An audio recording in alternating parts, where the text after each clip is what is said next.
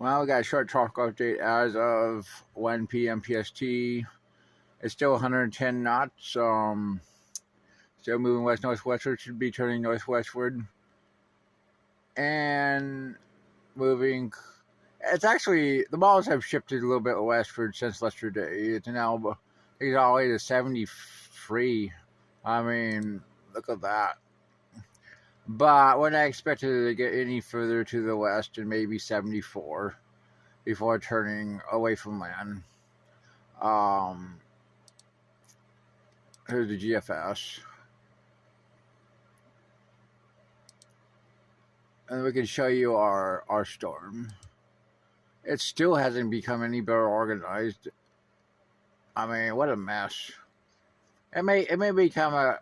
I mean, it may try to re-strengthen again, but I don't expect much more than 5-10 knots of strengthening, and that's just the way it is.